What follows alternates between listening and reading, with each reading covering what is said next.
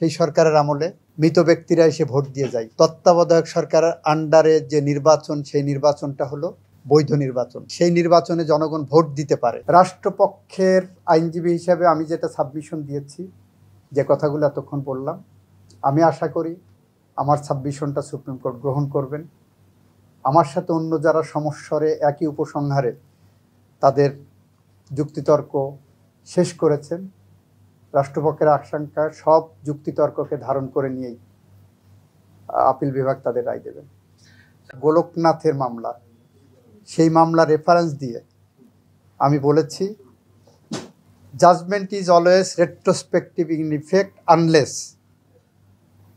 Court gives prospective effect. Law is always prospective unless parliament gives retrospective effect. এটা হলো মূল তত্ত্ব। তো সেই ক্ষেত্রে মাহমুদুল ইসলাম সাহেব তার সাংবিধানিক আইনের যে বই লিখেছেন, সেখানে সুস্পষ্টভাবে বলেছেন কোন কোন ক্ষেত্রে জাজমেন্টকে সুপ্রিম কোর্ট প্রসপেক্টিভ ইফেক্ট দিতে পারেন বা কোর্ট প্রসপেক্টিভ ইফেক্ট দিতে পারেন। সেই জায়গাটা খুব অ্যানালজি দেওয়া আছে, যে সার্কামস্টেন্সের সাথে বর্তমান সময়ে অন্তর্বর্তীকালীন সরকার না তত্ত্বাবধায়ক সরকার, সেই দ্বন্দ্ব নিরসন এবং পরিহার করার জন্য ক্লিয়ার গাইডলাইন ওখানে দেওয়া আছে গোলকনাথ মামলার রায়ের আলোকে, যে তত্ত্বাবধায়ক সরকার ব্যবস্থা প্রসপেক্টিভ হবে এবং প্রসপেক্টিভ হলে সেটা আগামী নির্বাচনের থেকে কার্যকর হতে পারে। এটাই আমাদের আন্ডারস্ট্যান্ডিং। এখন আদালত সাবমিশনগুলো কিভাবে নিয়ে ওনারা কিভাবে দেবেন, এটা ওনাদের ব্যাপার। আমরা বলেছি যে তত্ত্বাবধায়ক সরকারের যে রায় খায়রুল হক সাহেবরা দিয়ে গেছেন মেজরিটি, তারা দুইটা মেনলি যুক্তি দিয়েছেন। প্রথম যুক্তি হলো এটা অনির্বাচিত সরকার, এটা সংবিধানের মূল ভিত্তির সাথে যায় না, ডেমোক্রেসির সাথে যায় না। দ্বিতীয় যুক্তি দিয়েছেন এই রায় বিচার বিভাগের স্বাধীনতা ক্ষুণ্ণ করতে পারে, কারণ বিচারপতিরা প্রধান উপদেষ্টা হওয়ার আকাঙ্ক্ষায় রাজনৈতিক দলগুলোর লেজুর ভিত্তি করতে পারেন। দুইটাতেই আমরা বলেছি, প্রথমটাই বলেছি, প্রথম যুক্তি যে মিসকনসিপ্ট, প্রথম যুক্তি যে ফেলাসাস, প্রথম যুক্তি যে ভ্রান্ত, সেটা বলতে যে বলেছি তত্ত্বাবধায়ক সরকারের অধীনে নির্বাচন আর তথাকথিত নির্বাচিত সরকারের অধীনে নির্বাচনের যে প্যারিটি, যে তুলনা, যে চিত্র আমরা তুলে ধরে বলেছি, বাংলাদেশের প্রেক্ষাপটে প্রমাণিত তত্ত্বাবধায়ক সরকারের আন্ডারে যে নির্বাচন, সেই নির্বাচনটা হলো বৈধ নির্বাচন। সেই নির্বাচনগুলো জনগণ তার জন আকাঙ্ক্ষা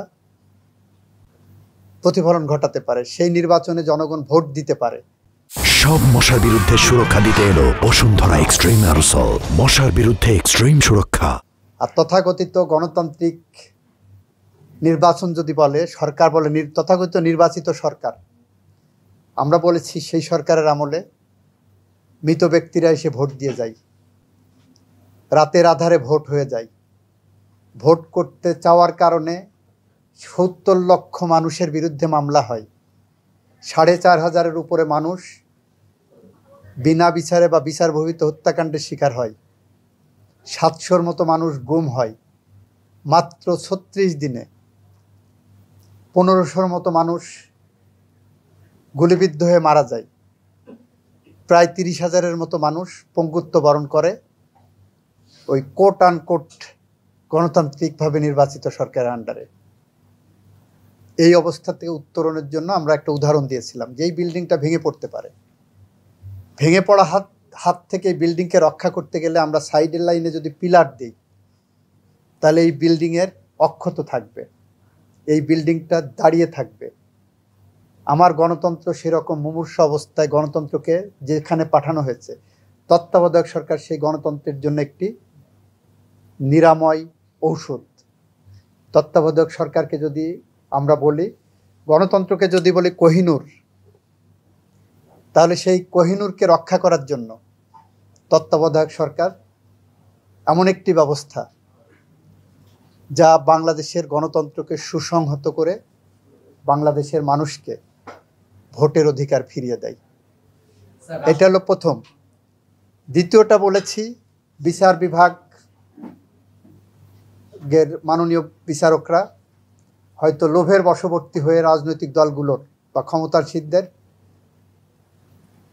আপনার লেজুর বৃত্তি করবেন। সেই জায়গা বলেছি, সেইটাই যদি হয় তাহলে তো আপনাদের কারো চিফ জাস্টিস হওয়া হবে না। আপনারা চিফ জাস্টিস হওয়ার লোভে এই রায় দিয়েছেন, এবং যারা এই রায়ে সরকারের পক্ষে তত্ত্বাবধায়ক সরকারকে বিলোপ করেছেন তারা প্রত্যেকেই পুরস্কার হিসেবে চিফ জাস্টিস হয়েছেন। যারা এই রায়ের সাথে একমত হননি, তত্ত্বাবধায়ক সরকারকে বহাল রাখতে চেয়েছেন, তারা কেউ চিফ জাস্টিস হতে পারেননি, যারা ডিসেন্টিং দিয়েছেন। তাহলে তো ওই তত্ত্ব যদি কার্যকর হয় তাহলে তো আপনার চিফ জাস্টিস হওয়ার লোভে তো ওনারা সরকারের পক্ষে ওইভাবে দেবেন। এগুলো সব অকাট্য যুক্তি।